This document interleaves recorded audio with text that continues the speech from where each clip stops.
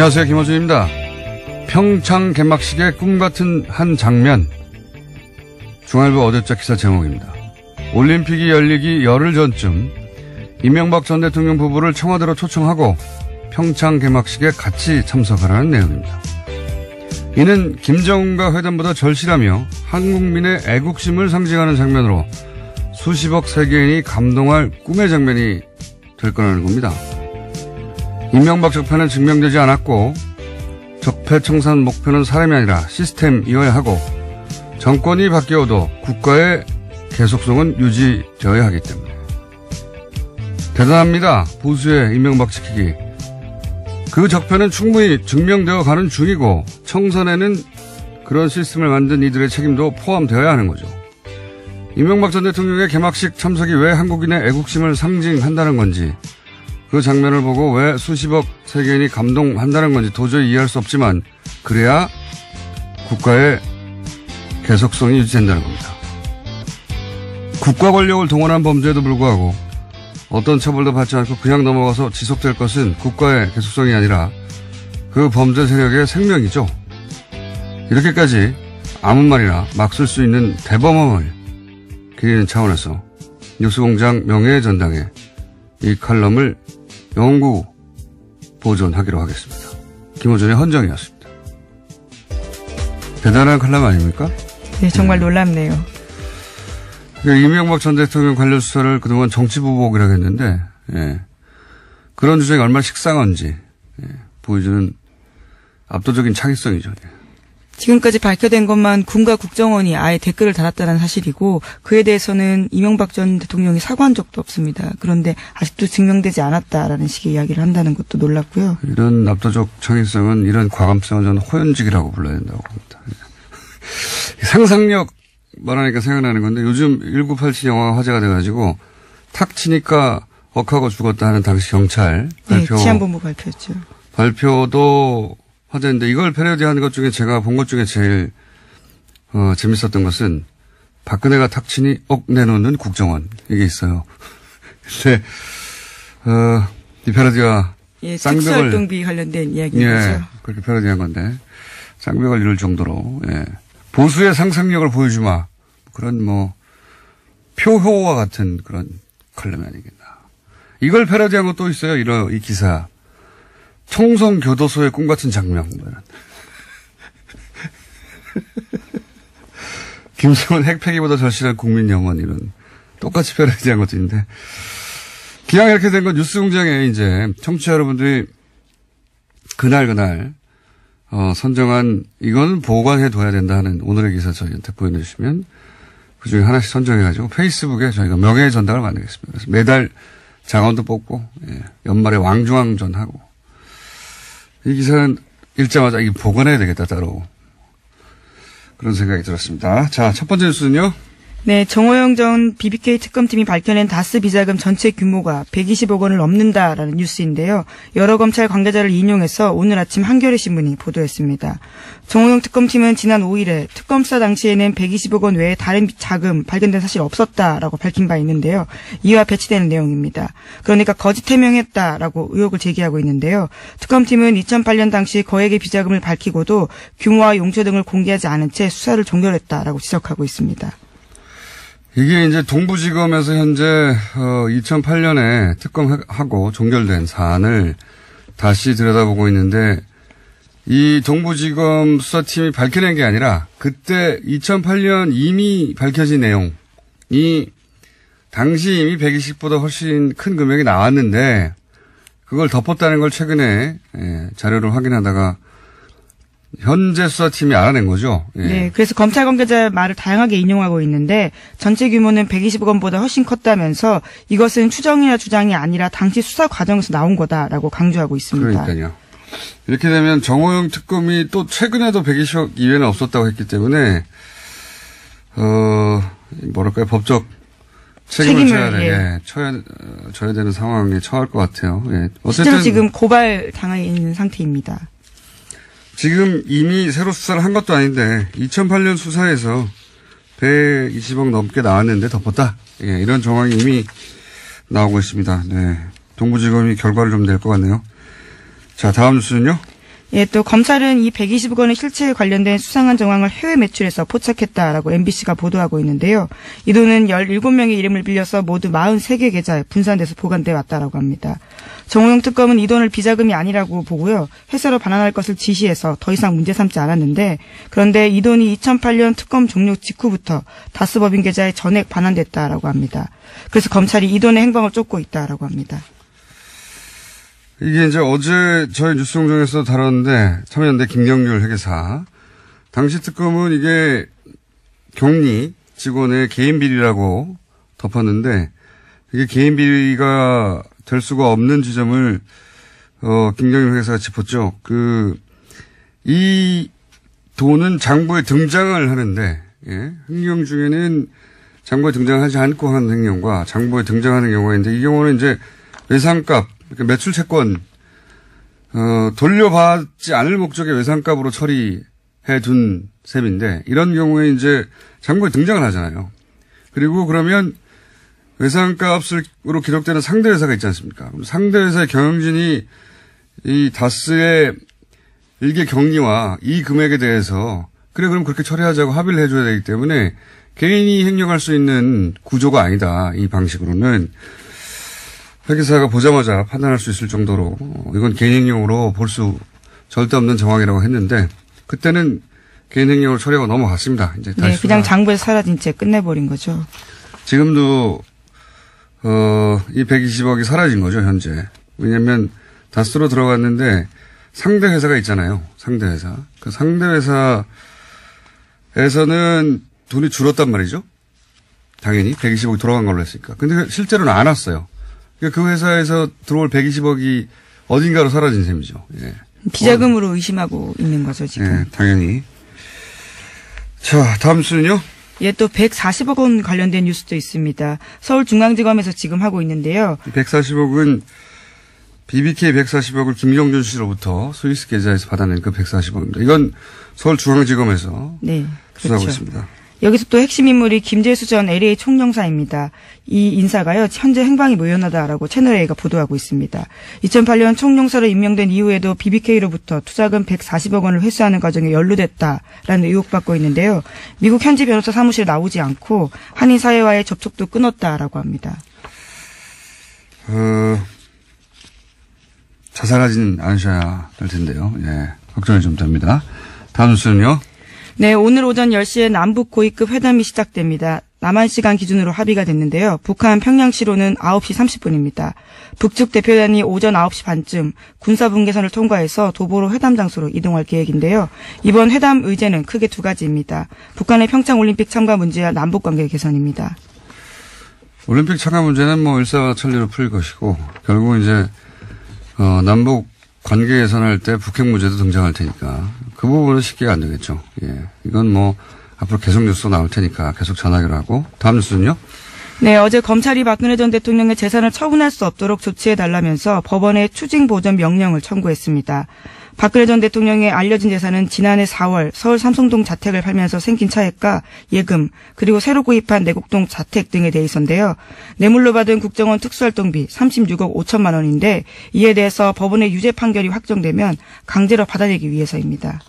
이 돈을 약 40억 정도를 지금 유영하 변호사가 가지고 있다는 거잖아요. 팔아서 남긴 차액을. 예, 차액을 가지고 있다라는 거죠. 이건 이제 변호사비라고 주장하고 있는데 실제는 뭐 건들지도 않았고 아마도 박근혜 전 대통령 재산인데 예, 당시 이미 수감 중이었으니까 개인이 보관하던 돈이었겠죠. 박근혜 전 대통령의 돈을 유영하 변호사가. 이 돈이 이제 추징 대상이 된다는 거고요. 다 추징 당해도 최순실 씨가 있잖아요. 예. 그쪽에 재산이 많지 않습니까? 그동안 잘 공유해 왔는데. 자, 다음 뉴스는요? 네, 청와대가 일본 쪽에 전달한 출연금 10억 엔을 돌려주기로 확정했다라고 어제 JTBC가 보도했습니다. 사실상 한일 위안부 합의가 폐기되는 건데요. 오늘 강경화 외교장관이 위안부 합의 처리 방향을 발표하기로 했습니다. 여기에는 이런 내용이 포함될 것으로 보입니다. 이 10억 엔을 돌려준다는 게 지금 당장 받아라고 돌려주는 게 아니라 뭐 받을 리가 없잖아요, 그러면. 공탁처럼 어디다가 따로 두겠다, 예탁해 두겠다 이런 얘기겠죠. 예. 알겠습니다. 그런 뉴스가 있고 다음 뉴스는요. 네, 안철수 국민의당 대표의 바른정당과의 통합 행보에 적신호가 켜졌다라는 보도가 나오고 있습니다. 유승민 바른정당 대표가 국민의당과의 통합에 유보적인 입장을 취하면서인데요. 유승민 대표가 어제 기자들과 만나서 국민의당과의 통합에 대해서 최종적으로 결심한 것은 아니다라고 밝혔습니다. 유 대표 입장에서는 뭐 안철수 대표가 이미 되돌아갈 수 있는 다리를 불태웠기 때문에 매우 안락하고 여유 있게 예. 자신이 원하는 바를 요구하는 거죠. 예. 뭐 정강정책, 햇빛정책을 포함시킬 수 없다든가, 뭐 호남 중진은 배제하라든가 이런 요구사항이 있잖아요. 이거를 배짱을 튕기는 거고 안철수 대표는 이제 더욱 몸이 달 수밖에 없죠. 이미 불태워버렸기 때문에 다리를. 그래서 이제 이런 요구사항을 결국은 들어줄 수밖에 없게 될 것이다. 왜냐하면 이제 이렇게 이 시점에 합당에 실패하면 안철수 대표의 정치 생명은 거의 마감되는 게 아닌가 이런 상황이기 때문에 네. 훨씬 사이즈도 작고 그리고 바른정당 형편이 굉장히 어려운데도 불구하고 탈당하는 사람이 계속 나오고 있고. 네, 오늘 남경필 경기도지사와 김세연 의원이 탈당할 것으로 보입니다.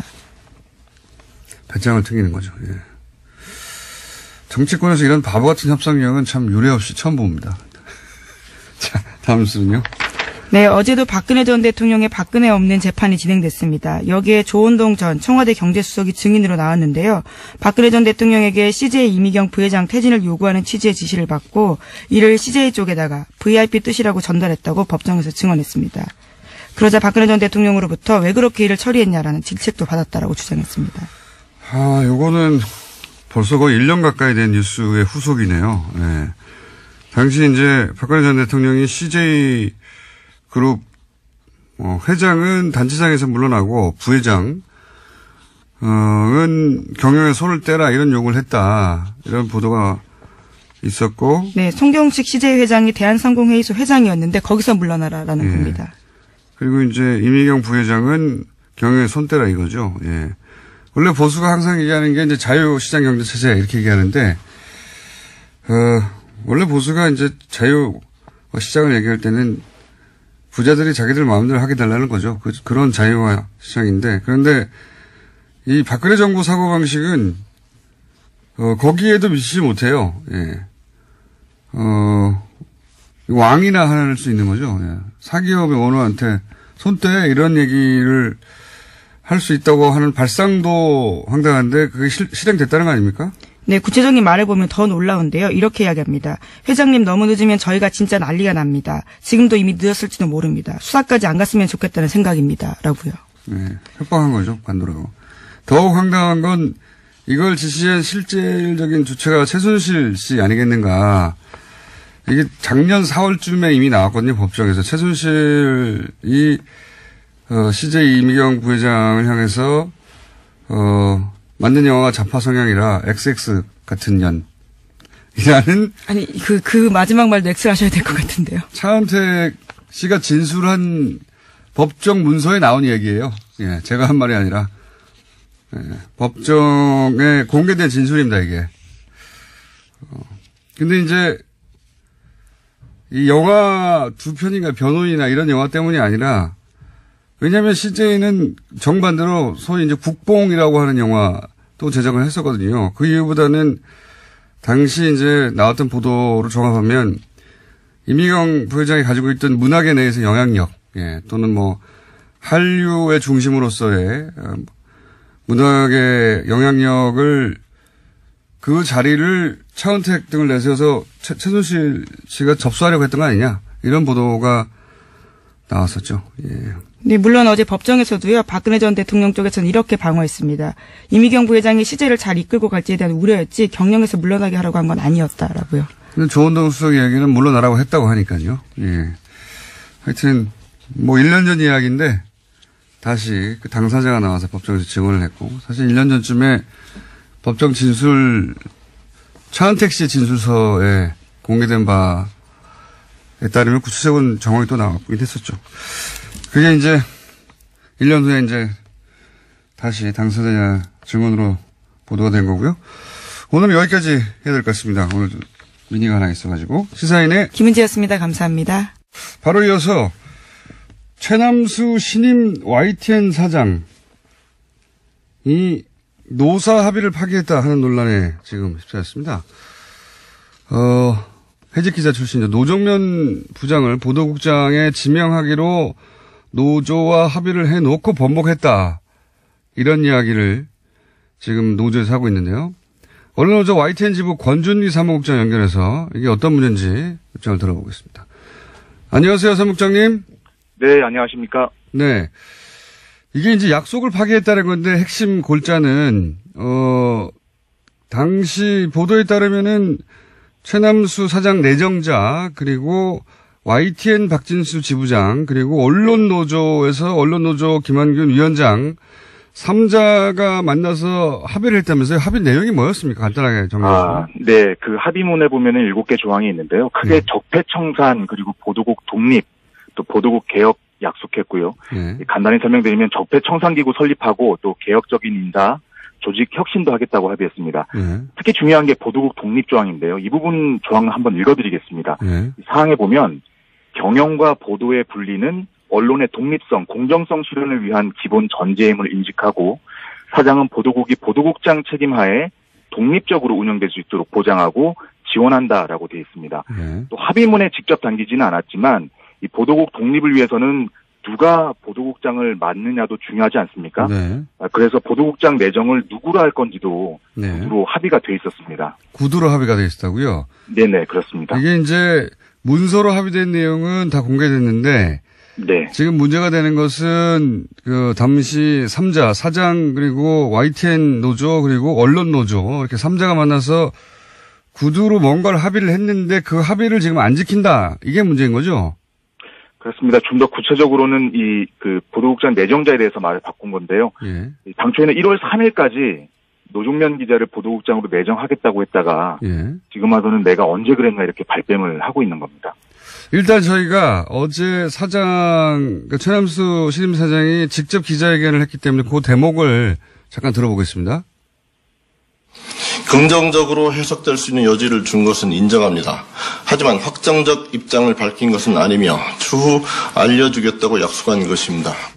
네, 요 대목이 바로 노정면 그 부장을 보도국장으로 지명한 것에 대해서 긍정적인 사인을 줬지만 확정하지는 않았다. 이렇게 해명하고 있거든요. 여기에 대해 노조 입장은 뭡니까? 굉장히 절망적입니다, 사실. 이 언론노조가 이때 당시 협상을 중재를 했었거든요. 그러니까 그 YTN 지부와 최남수 사장 둘만 있었던 게 아닙니다. 중재자가 있었다는 건 이 협상에 대해서 가운데 지점에서 과연 누구 말이 앞으로 틀릴 건지 또 합의가 제대로 되는지 이걸 지켜보겠다는 거 아니겠습니까? 그리고 그 당시에 협상이 있었던 게 12월 24일이었는데요. 그 협상이 얼마나 엄중한 협상이었냐면요. 최남수 씨가 그 주총을 앞두고 사장이 되느냐 마느냐를 결정한 아주 엄중한 협상이었습니다. 그런데 거기서 긍정적으로 해석될 여지를 준 건 사실이다. 이 부분은 한번 다 같이 들어보시는 게 좋을 것 같은데요. 저희가 당시 협상장에서 녹음한 게 있습니다. 미리 설명드릴 건 이 녹취 파일은 저희가 몰래 한 게 아니고요. 최남수 사장이 애초에 협상을 시작할 때 녹음을 해도 되겠냐 이렇게 물어왔고 그래서 그 이후로도 계속 녹음을 해왔습니다. 그래서 구도 합의라고 했던 그 구도 합의라는 부분에 대해서 여러분들이 이제 과연 왜 구도 합의를 했냐 얘기를 많이 하시는데 녹취 파일이 있다는 건 사실 그 당시에 말을 뒤집을 걸 우려해서 녹취를 했던 거거든요. 그래서 구도 합의가 한번 직접 들어보시고. 알겠습니다. 일단 먼저 들어보겠습니다. 보도국장은 제가 해직자를 하면 이렇게 생각을 하는데 26일 날 제가 제안을 할까요? 취임을 전제로 해서 공식 제안을 그걸 할게요. 그러면 제가 그 다음 주 3일 날 그렇게 해요. 26일을 제안을 할게요. 그 문제도 지금 여기서 클리어 된 거예요. 이게 이제 현장 상황이라 네네, 잘 안 누가 들리네요. 무슨 말을 하는지 잘 안 들리는데 어쨌든 그때 그러면 그렇게 하기로 하죠. 그리고 그럼 이 상황 클리어된 겁니까? 네, 클리어된 겁니다. 클리어된 거라고 하는 게 노정면 부장의 보도국장 인선에 관해서 구두로 그럼 클리어된 건가요? 라고 하는 재확인하는 내용입니까? 맨 앞부분에 뭐라고 하냐면 이 보도국장은 해직자 중에 한 분 아마 생각하시면 알 거고요. 그리고 노동조합에서 보도국장 내정 요청을 12월 26일 날 하면 1월 3일에 그런 답을 하겠다라고 얘기를 합니다. 그러면 이 협상장에서 뭐라고 게다가 이 녹취뿐만 아니라 최남수 사장과 당시 김한균 언론노조위원장이 둘 사이에 그 전에 다 따로 다시 한번 얘기를 합니다. 보도국장 문제 중요하니까 이렇게 하자라고 합의를 했고요. 그렇기 때문에 더더욱 이 지금 최남수 사장이 내가 언제 합의를 했냐 긍정적인 답변으로 들릴 수 있는 건 사실이지만 확정적인 답을 하지 않았다는 건 지금 이 협상 상대인 언론노조와 저희 YTN 지부를 농락하는 겁니다. 그렇군요. 그러니까 노정면 보도국장 이슈로 이미 이야기를 했고 그리고 이 녹취된 상황에서도 그러면은 그 노정면 지금 이제 해고된 분이라고 표현한 것이 바로 이제 노정면 보도국장 예정자 혹은 뭐 노동면 부장을 의미하는 거군요. 해고된 예. 해고된 사람을 그러면 언제 하면 언제 하기로 하고 그러니까 노조가 요청하면 1월 3일까지 결정하기로 하고 그리고 네. 그러면 이제 이 문제는 클리어된 거죠 하니까 예 하고 답변한 거라는 거죠. 맞습니다. 아하. 이해했습니다. 그런데 이제 지금 그 약속을 지키지 않는다고 노조에서는 최남수 신임 YTN 사장의 출근을 저지하기 시작한 거죠, 지금 상황이. 네, 어제부터 저희가 그 출근 저지에 들어갔고요. 오늘 이틀째 출근 저지를 하고 있습니다, 지금 현재. 근데 이제 그 최 사장의 기자회견 내용을 보면 노조가 인사권을 요구하기 때문에 안 된다 이렇게 얘기하고 있거든요. 노조가 인사권을 요구하고 있습니까? 네. 어제 사실 기자회견장에 저희도 갔습니다. 무슨 얘기를 하나 들어보려고요. 예. 그래서 지금 얘기를 들어보니까 노조가 사장의 인사권을 가져가서 사장을 고립시키고 결국 낙마시키려고 한다. 네. 그렇기 때문에 이 보도국장 문제도 인정해줄 수 없는 거다 이렇게 얘기를 하고 있습니다. 예. 그런데 어제 기자회견장에서 저희가 질문했습니다. 노동조합이나 노중면 기자가 사장에게 인사권을 달라고 요구한 사실이 있냐? 예. 물어봤더니 답을 못합니다. 왜냐하면 그런 사실이 없기 때문입니다. 그러면 왜 인사권이 문제냐 그랬더니 최근에 저희 혁신 TF 팀에서 혁신안을 내놨는데 그 혁신안에 보면 보도국장에게 인사권을 주는 내용이 담겨 있다고 얘기를 합니다. 그래서 제가 처음으로 이 혁신 TF안이라는 걸 한번 들여다봤습니다. 17페이지짜리 이 혁신안인데요. 여기에 인사권이라는 말은 딱 한 번 등장을 합니다. 근데 이 인사권이라는 말도 어떻게 등장하냐면 보도국장이 앞으로는 그 내부문의 그 에디터들과 같이 긴밀한 협력을 해야 되기 때문에 보도국장이 내정된 뒤에는 이 4명의 에디터들을 러닝메이트로 삼아서 같이 출마하는 방식으로 인사권을 담보해달라, 뭐 아니면 존중해달라라는 식의 표현이 나옵니다. 근데 이게 전반적인 보도국 인사를 다 내놓으라는 얘기가 아니고요. 게다가 뒤에 부팀장 관련해서는 이 부분까지 부팀장까지 라인업을 짜기에는 시간이 모자라기 때문에 혁신안에 담지 않는다고 되어 있습니다. 근데 지금 최남수 사장은 마치 노동조합과 게다가 이 TF팀이라는 거는 회사 조직이거든요. 회사에서 만든 조직인데 회사에 제안하는 이 TF안에 대해서 마치 노조가 인사권을 요구하고 노종면 기자가 인사권을 마치 내놓으라는 것처럼 무슨 얘기인지 알겠습니다. 이런 식으로 지금 호도를 하고 있는 겁니다. 자, 무슨 상황인지는 이해했습니다. 이해했는데 지금 그러면 해법은 뭡니까? 노조가 요구하는 거는 지금 현재 어떤 선입니까? 노정면 부장의 보도국장 임명 약속을 지키라. 일단 여기 선입니까? 그렇지 않습니다. 왜냐하면 지금 이미 최남수 사장에 대해서는 선임 단계에서부터 저희가 여러 가지 우려를 했었고요. 지금 이번 합의 파기로 우려가 현실이 됐습니다. 지금 상황은 최남수 사장이 적폐청산이나 보도국 독립을 할 의지가 없다라는 게 증명이 된 거고요.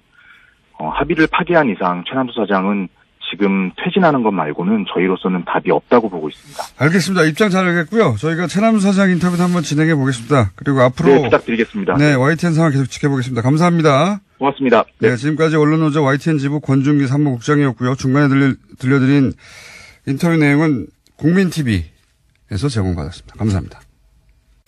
UAE. 이 문제 굉장히 어지럽게 진행되어 왔는데 거의 이야기가 마무리되는 것 같습니다. 칼둔 아부다비 행정청장이 어제 방한했기 때문이기도 하고 그리고 또 한편으로는 김종대 의원이 제기했던 군사협력 논란도 거의 실체가 드러나면서 이제 UAE 건은 끝이 나고 있는 것 같습니다. 오늘 그래서 이 UAE 건을 일괄해서 한번 정리해 보겠습니다. 누구랑 하느냐? 김종대 의원과 함께합니다. 스튜디오에 직접 나오셨습니다. 안녕하십니까? 네, 안녕하세요. 이 마무리 될 때서야 나오시려고 그동안 바쁘다 하시는군요. 네. 아, 실제 바빴고. 딴 데는 잘 나가시더면. 아니, 이제 이쪽으로 자주 나올 테니까 너무 서운해하지 마시고. 바쁘다고 하시면서 딴 데는 인터뷰를 엄청 많이 해요. 근데 저희하고는 안 하시고. 예. 아, 여기는 이제 본무대고 그쪽은 이제 예비 무대. 그러니까 예, 제가 잘 데뷔하려고 준비했습니다. 다른 데서 굉장히 섭섭해할 것 같은데. 예, 상관없습니다. 상관없습니다. 말을 제가 해야 하는데 본인이 하시. 예. 섭외 안 됩니다. 그쪽에서 그럼 이제. 괜찮습니다. 이제 무대를 일로 옮기시려고요. 예. 자, 우리 공장장님하고. 네. 자, 아니 저희 그래서 김정대 의원님 그거 오랜 인연이 있는데 이렇게 또 의원님 되시더니 딴 데 가가지고 안 나오신다고 제가. 아니 본 마음을 모르십니다. 진짜 아니라니까 그러죠. 근데 오늘 새벽에 나온 중앙일보의 단독 보도로 사실은 거의 일단락 돼버린 거죠, 그죠? 종결된 거죠 이제. 최종적인 확인이 이루어졌다. 네. 그러니까 저는. 특전사가 왜 저렇게 아랍에미리트에 오래가 있을까. 파병 기한도 지났는데 매번 연장하면서 못 빠져나오더라고요. 이제 알았어요. 김태형 국방장관이 오늘 일간지와 인터뷰에서 그 내막을 다 밝혔는데 아랍에미리트하고 2009년 11월에 자기가 서명한 협정이 있다. 거기에 우리가 군사 동맹국끼리나 체결하는 아랍에미리트의 유사시 자동 개입 조항까지 넣었다. 여기서 자동 개입이라는 거는 이제 아랍에미리트가 뭐 중동과 관련 중동 지역에서 무슨 전쟁이 났다거나 또는 뭐 침략을 받았다거나 뭐 하여튼 그럴 경우에 우리가 군대를 파견해야 된다는 소리죠. 한마디로. 그런데 미리 파견을 해놓으면 이걸 인계철선이라고 합니다. 와이어 트랩이라고. 그렇죠. 우리 주한미군이 한반도에 와 있는 게 자동 개입되는 그 통로잖아요. 근데 한미 상호방위조약에도 자동 개입 조항은 없어요. 근데 여긴 있대. 군대도 파병했다는 거예요? 지금 그러면 아크 부대가 전시에 그 전투 요원이 된다는 게 아니라 전시가 발생하면 우리가 추가로 파병을 해야 한다는 거죠. 그렇죠. 그러니까 우리도 똑같이 공격받은 것과 진배 없는 이런 상황입니다. 그러니까 UAE가 공격을 받으면 그것을 우리가 공격받은 것으로 간주해서 개입한다. 예. 이걸 자동 개입이라고 합니다. 이걸 자동 개입이라고 하는데 보통 왜요? 이런 정도의 국군 파병이나 이런 어떤 그 상호 방위 협정을 맺을 때는 이건 헌법에서 이건 중대한 안전 보장에 그렇죠. 영향이 크기 때문에 우리가 전쟁에 개입되는 건데요. 반드시 조약으로 체결해 국회 비준을 받으라고 돼 있어요. 네. 그런데 국회 비준을 피하기 위해서 비밀 양해각서로 이걸 체결했다. 2009년에. 양해각서라는 건 흔히 말하는 MOU고. 그죠? MOU죠. 예, 그러니까 일부러 MOU의 형태로 만드는 거군요, 이게. 예, UAE가 최초에는 조약을 요구했습니다. 당연히. 예. 근데 조약은 드러나니까. 그쵸. 국회 비밀로 할 수가 없거든요. 그러니까 국회 눈을 피하기 위해서는 양해각서로 수준을 낮추되 내용은 다 담은 거예요. 그게 원전 계약 한 달 전. 그러니까 2009년 12월에 원전 계약을 했는데 한 달 전인 11월에 UAE하고 내가 체결했다. 내가 사인을 했다. 이걸 밝히고 나온 것이죠. 그러니까 원전 계약을 따내는 성과를 내기 위해서 그쪽에서 무리한 요구를 하는데 이 요구를 만약에 드러내놓고 만약에 진행하면 나라가 난리가 날 테니까 왜 우리가 UAE 전쟁 나는데 가서 같이 전쟁을 해야 돼? 이런 소리가 나고 국회에서도 절대 못할 것 같으니까 몰래 했다. 예, 몰래 했다. 몰래 했다는 거를 사실은 의원님이 이 UAE 사태가 초기에는 이런 식으로 진행됐잖아요. 이명박 비리 털라고 하다가 문제가 생겼다. 네. 그리고 원전 탈원전 정책 때문에 UAE가 싫어한다. 이런 얘기로 그래서 이제 자유한국당이 막 공격하다가 이 물꼬를 완전히 틀어버린 게 의원님이에요. 그거 아니야. 잘 모르네. 그게 아니야. 군사야 군사 이렇게. 예, 그렇습니다. 예. 이거 어떻게 하셨어요 처음에? 이런 뭔가 아주 문제가 되는 군사 협력이 있고 그게 지금 틀어져서 이게 이런 식으로. 그거 소스를 많이 궁금해 하시는데 우연히 알게 됐어요. 아니 연말에 왜 국방부의 국제협력관 또 전력자원계획관 이런 어떤 그 군사협력에 관계된 부서들이 신부자들이 다 UAE 갔다는 거예요. 당시 그러니까 2009년 당시에. 아니 최근에. 그러니까 탈이 난 게 최근이니까. 최근에. 그때 약속한 협정을 예. 지금 지키지 못해 난리가 난 겁니다. 예. 그러니까 도저히 지킬 수가 없거든요. 이건 완전히 국내법 위반이니까. 그렇죠. 지킬 수가 없죠. 그래서 임종석 실장이 막 그때 UAE 갔다는 얘기도 들리고 국방부가 막 주요 참모들이 다 수행했고 그리고 처음 간 게 아니라 지지난달 계속 갔더라고요. 그렇죠. 국방장관 갔다가 비서실장 또 가고 막. 예. 네. 그래서 UAE에 무슨 일이 일어난 거냐. 도대체 실무자들이 왜 국방부가 가냐. 원전이 이제 국방부가 왜 가지? 왜 가지? 이래가지고 알아보니까 MOU 하나가 탈이 났다. 지난 정부에서 체결한 게. 그 총 6건인데 그 주 때는 확인을 못했죠. 그래서 뭔가 있구나. 이래가지고 이거는 군사협정 지난 정부의 MOU가 탈이 난 거라고 신문에 칼럼을 썼어요. 네. 그 일파만파 확산됐습니다. 일파만파 확산됐다는 거는 제가 해야 되는 표현인데 의원님이 자기가 써놓고 자기가 일파만파 마치 다른 사람의 기사가 일파만파 된 것처럼. 이래서 제가 네. 비호감도가 높아요. 정치 해보면 인지도는 높은데 그런데 네. 아직 비례니까 관리 잘하세요. 네. 네, 기회는 남았죠. 그런데 그 칼럼을 내보내는 순간 이제 전직 퇴직자들의 구체적 제보가 들어오기 시작했습니다. 당시에 외교. 근데 제가 궁금한 건 여기서 그 칼럼을 쓰실 때 사실은 지금 현재 밝혀지고 있는 내용을 거의 전망하다시피 하면서 쓰셨어요. 그렇습니다. 그걸 어떻게 아셨냐 이거죠. 자, MOU가 탈이 났다는 한마디였어요. MOU가 탈이 났다는 그다음에 한마디. 국방부가 거의 UAE 가서 살다시피 한다. 네. 장관이 갔다. 실장이 네. 갔다. 이건 UAE 원전이 아니라 지난 정부에 분명히 지키지 못할 약속을 UAE에 해줬다. 네. 군사적인 면에서. 네. 그거는 원전을 팔 때 끼워 판 거다. 끼워 판 거다. 네. 그러니까 군사력에 군사력을 끼워 팜으로써 프랑스로 거의 넘어갔던 원전을 한국으로 뒤집은 사건이다. 네. 그리고 제가 8년간 UAE와 군사협력에 관한 탐사 기사를 가장 많이 쓴 언론인이었어요. 맞습니다. 예. 당시 이제 군사 잡지를 운영하고 계셨기 때문에. 디펜스 21요. 예. 거기에 UAE 원전 의혹, 아크 부대 파병 의혹, 이거는 제가 제일 많이 썼거든요. 전문가였었죠. 맞습니다. 계속 축적해왔던 거예요. 그런데 탈이 났다는 그 한마디가 꽂힌 겁니다. 이건 뭔가 있다. 그래서 지난 8년간의 기사와 추적해왔던 거에 합쳐져가지고. 네, 드디어 터졌구나. 다 털었죠. 퇴직자들까지 전부 다. 그래서 쭉 연락해 보셨군요. 다 했죠. 어떻게 된 거냐. 그때는 또 일개 잡지의 편집장이었지만 지금은 국회의원이기 때문에. 국회의원이 취재는 더 안 돼요. 아, 어려워하잖아요, 사람들이. 그래서 저는 오히려 그 국회의원에 대해서 신분이 하락한 사람이에요, 사실. 과거에 정부에서 거의 황제적 지위를 누리고 있던 게 다 기득권이 없어졌는데 그럼에도 불구하고 네. 지난 잡지를 할 때부터의 그 취재된 관성과 맥락은 살아 있었어요. 그 이제 퇴직자들 다 찾아냈죠. 그리고 특히 외교부 증언은 아주 충격적이었어요. 외교부 증언도 따로 들으신 게 있습니까? 네, 국방부 걔들은 미쳤다. 그때 당시 협정을 김태형 장관이 체결했는데 네. 그 사인된 거를 영문으로 체결한 거를 네. 국문으로 번역한 게 외교부예요. 그런데 번역하면서 이건 미친 짓이다. 이걸 어떻게 했냐, 이 국방부가 거기 가서. 아니 헌정일에 남의 나라 안보를 상호방위 협정을 체결해 준 건 이거 한 건밖에 없습니다. 우리나라에서. 네. 당연하죠. 우리나라가 다른 나라 전쟁 났는데 왜 개입을 합니까? 나 미쳐, 진짜. 아니 아랍에미레이트 나라하고 국민들 몰래 형제국이 됐더라고. 국민들 몰래. 네. 원전 때문에. 그리고 군사적인 건 모든 걸 다 보장해 준다는 거예요. 국군 파병. 국군 파병. UAE군 교육훈련. 교육훈련. 그다음에 군수 물자 장비 지원. 장비 지원. 그다음에 방위산업 군사기술 그 지원. 아, 그러니까 사실은 UAE에 거의 군대를 세워주는 거네요. 군대를 거의 만들어주는 그러니까요. 거예요. 네. 장비도 주고 훈련도 시키고 네. 그래서 나중에 전쟁 나면 우리가 같이 가서 싸워주기도 하고. 네, 자동기. 진짜 형제국이 몰래 돼 있었네요. 그러니까 외국을 그걸 아무도 몰랐어. 우리는 형제였는데. 아무도 몰랐어. 형제였어. 예. 네. 그러니까 이게 비밀 군사 조약을 맺은 거거든요, 사실. 네.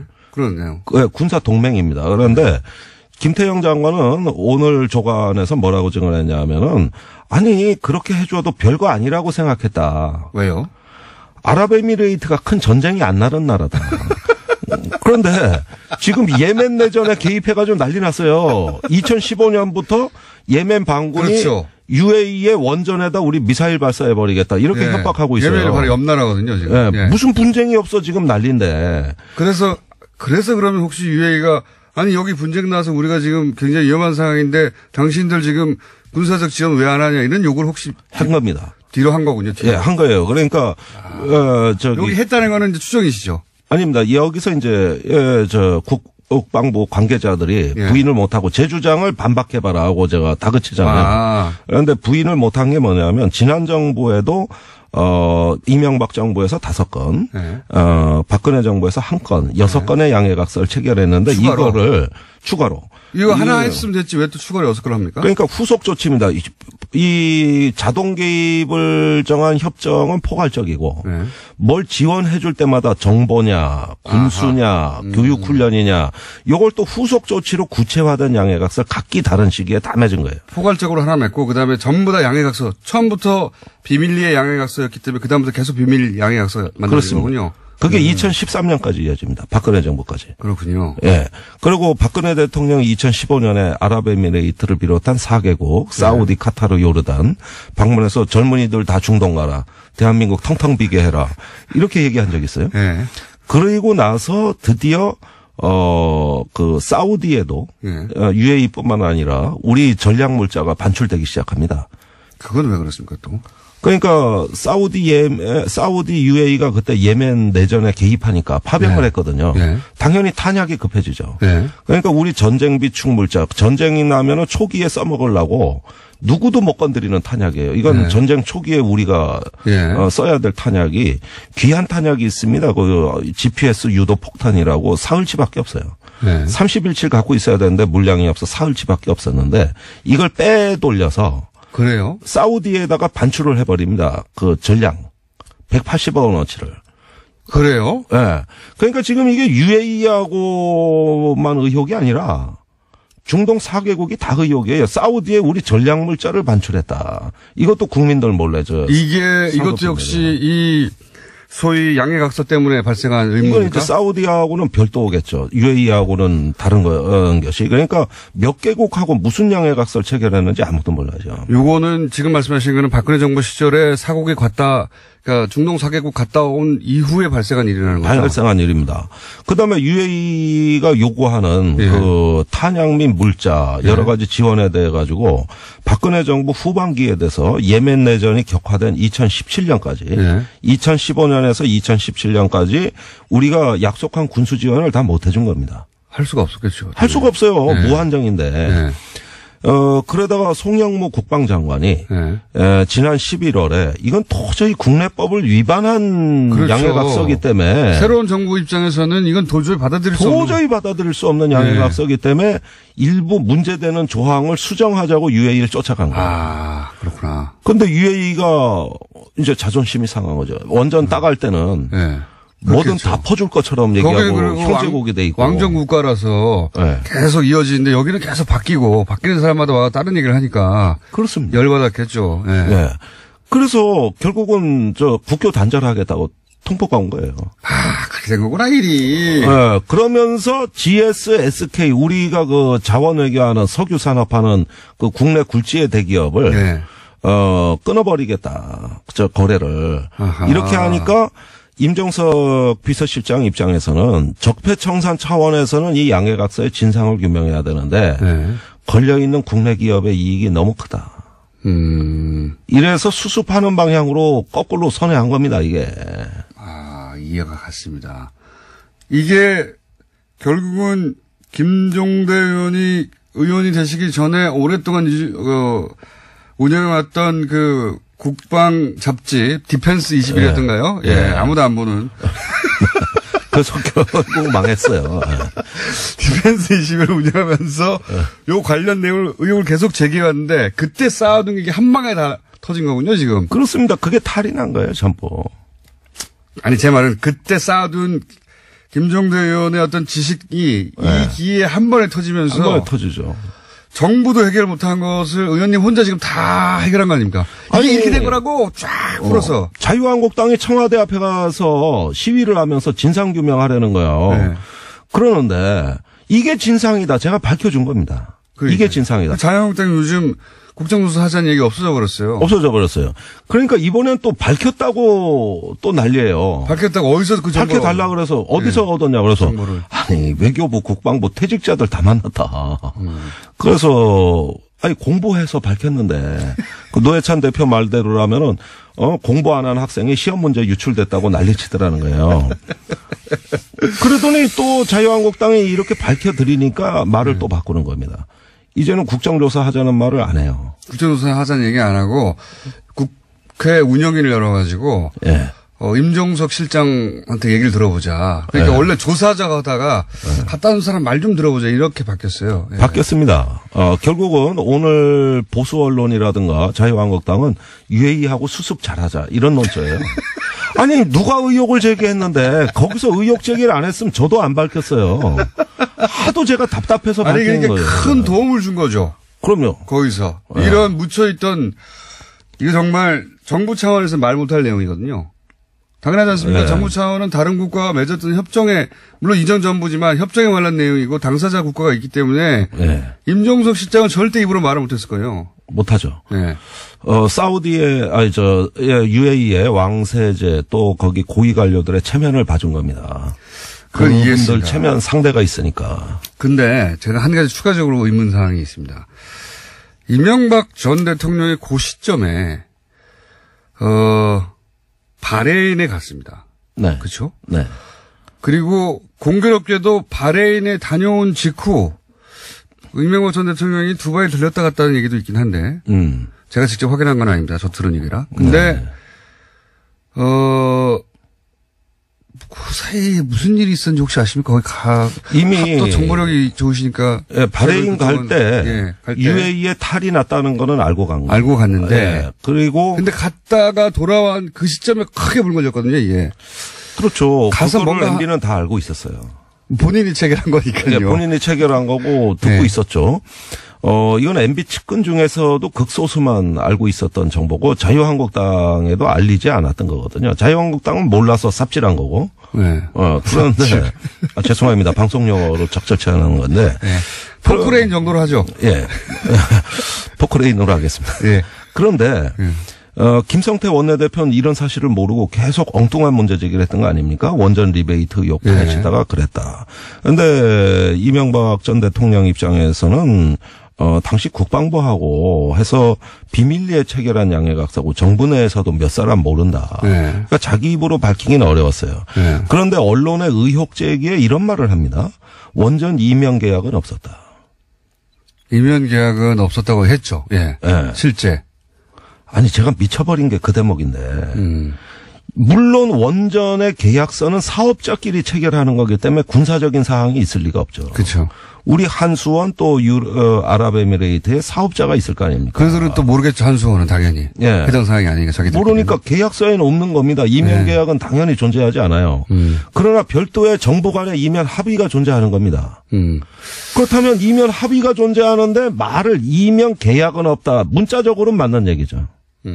이렇게 해서 국민들을 여전히 기만하고 빠져나가는 걸 보고 이건 아닌데 전직 대통령이 저렇게 거짓말하면 안 되는데. 이게 이제 국민들이 사용하는 언어 감각으로 보자면 이면 계약인 거죠, 이게. 사실. 그렇죠. 큰 넓은 틀에서. 의미는 예. 이면 계약이죠. UAE 주고 이걸로 뒤에서 계약한 거 아니냐. 이걸 뭐 공식적으로 양해각서라고 부르든 뭐라 부르든 그건 엄밀하게 형식을 따진 거고 내용적으로 보자면 이면 계약을 한 거죠. 맞습니다. 예. 거짓말 한 거죠, 그러니까. 그래서 여전히 지금도 그거를 사실 거짓말을 하면서 본인의 위신을 세우고 자원외교 또 원전 수출 이거를 치적으로 본인의 어떤 거 남아있는 그거밖엔 치적이 없잖아요, 사실은. 제가 궁금한 거는 네. 이명박 전 대통령이 그렇게 중동 지역을 방문했을 때 UAE랑 혹은 그쪽과 무슨 대화를 해서 이걸 불거지게 만들 뭔가 있었던 것 같지 않습니까? 혹시 아시는 바가 없으신가 해서. 저는 UAE는 이제 그 이면 계약에 대한 보호 장치 이런 것들이 이제 가장 MB한테는 절박했고요. 그다음에 다른 나라도 의혹이 있다 그랬지 않습니까? 사우디가 제일 의혹인데 사실은 그런 나라들은 리베이트 없이는 거래가 안 됩니다. 리베이트. 예. 이런 부분들은 다른 나라는 성격이 달라요. UAE는 사실은 리베이트는 아닌 것 같아요. 이런 이면 합의, 군사 비밀 양해각서 이런 것들이 문제였던 것이죠. 오늘 여기까지 하겠습니다. 김정대 의원이었습니다.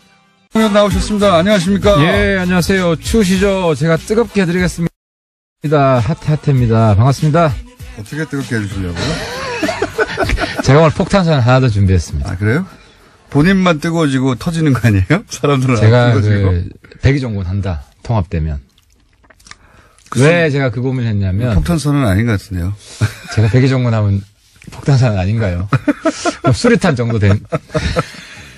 근데 이제. 수류탄 아니고, 예. 오발탄? 딱총. 지난 시간에 통합되고 나면 뭐 손학규 전 대표와 본인이 결국 그 통합된 당을 끌어가야 되는 거 아니겠는가 이런 멘트를 잠깐 하셨다가 앞에서가 아니라 뒤에서 네. 뒤에서 밀어준다. 네. 아니, 정확한 의미는 그때는 앞에서 끌어간다는 아니 앞에서 끌어간다는 거는 나중에 이제 지방선거 끝나고 그 이후에 막 다 재편이 되면 바꾸시네. 근데 아무튼 제가 그렇게 얘기했다가 바른정당 가가지고 혼나셨죠 지상욱 의원한테. 지상욱 의원한테 혼난 건 이제 손학규 대표 네. 의견 차이. 이건 제가 공개적으로 말씀드릴게요. 저는 뭐 손 대표님 평가가 좀 달라요. 우리 여부에. 근데 이제 그 마무리 좀 짓게요. 이제 백의종군 제가 꼭 해야겠다고 느낀 이유는 자리를 탐하면 다른 사람 눈치를 보기 때문에 할 말을 못 해요. 차라리 내가 할 말을 하고 눈치 안 보고 할 말을 하지. 그러니까 내가 백의종군 선언을 해야 내가 하고 싶은 말을 마음대로 할 수가 있어요. 이게 백의종군 선언은 모두가 하태경 최고위원을 지도부로 옹립하려고 할 때 아니다 나는 백의종군 하겠다 이럴 때 백의종군 선언이고요. 아무도 옹립하려고 하지 않는데 혼자 선언하는 것은 김치국가 아닙니까? 아니 왜냐하면 김치국. 제가 넘버 2기 때문에 그 이후에 있는 분들한테 기회를 드리겠다. 자, 김치국이라고 보고요. 백의종군 선언. 아니 내가 지난번에 김치국 쓴데 이제 따라하네. 아니 함부로 말도 못하겠네. 근데 지금 그 바른정당이 또 줄어들 판국입니다. 네, 김세연 의원은 오늘 탈당을 이야기했어요. 그러면 이제 10명으로 맞습니다. 10명으로 줄어드는 게 확실해지는데요. 먼저 말씀드리고 싶은 건 저 하태는 대한민국의 자존심을 지키겠습니다. 네, 남경필 지사도 일단 탈당 얘기까지는 안 하고 통합에는 불참하겠다. 통합에 불참한다는 게 결국은 뭐 안 따라간다는 거니까. 아니 남지사답지 않아요. 안 따라간다는 얘기는 결국은 무소속 내지는 자유한국당 어쨌든 탈당에 준하는 이야기지 이게. 아니 그러니까 남지사는 좀 입장 평소답게 자기가 탈당 1호잖아요. 한국 새누리당 탈당 1호잖아요. 그거답게 좀 선명하게 나왔으면 좋겠어요. 그러니까 무슨 이야기냐면 그 남지사가 후보로 나가고 우리가 후보를 안 낼 수가 없어요. 경기도에. 그러니까 1대1로 만들어 드릴 수가 없어요. 네. 근데 이제 남지사에 무슨 미련이 있는지 모르겠는데 우리가 뭐 통합을 하든 말든 뭐 통합이 되면 더더욱 반드시 우리는 다른 후보를 내게 돼 있어요. 여기서 그러니까 다른 후보라는 건 자유한국당과 다른 후보. 아니 남지사 나갔으니까 우리의 새로운 후보를 나가면 우리 새로운 후보를 내야죠. 예. 그러면 어쨌든 3파전이에요. 네, 민주당, 자유한국당 그리고 합당된다고 치고 네. 그럼 3파전이면 정의당도 내죠. 4파전. 정의당의 심상정 의원 하면 굉장히 근데 이제 제가 나오던데. 확실히 말씀드릴 수 있는 것은 남지사가 통합신당 후보로 나가면 그래도 2등 될 가능성은 있지만 예. 남지사가 통합신당 후보가 아니라 한국당 후보로 나가면 수도권에서 2등도 못 될 가능성이 있다. 2등이나 3등이나 무슨 의미가 있습니까? 큰 차이가 있죠. 3등 되면 정치하기 힘들어요. 계속. 2등, 3등 기억도 안 합니다, 사람들이 잘. 근데 이번에는 2등 싸움이 굉장히 중요합니다. 왜냐하면 야당의 헤게모니를, 야당 대표 선수를 누가 하느냐. 국민들의 마음이 확 쏠리기 때문에. 이학재, 원희룡, 이런 분들은 어떻게 되는 겁니까? 이학재 의원도 나간다는 얘기가 있었잖아요. 고민하고 있어요. 그러니까 그분의 솔직한 워딩은 지금도 계속 고민하고 있다. 고민 중이다. 그럼 만약에 지금 거론된 분들 4명이 빠지면 바른정당은 7명이 되는 겁니다. 아니지. 이제 국회의원 9명이죠.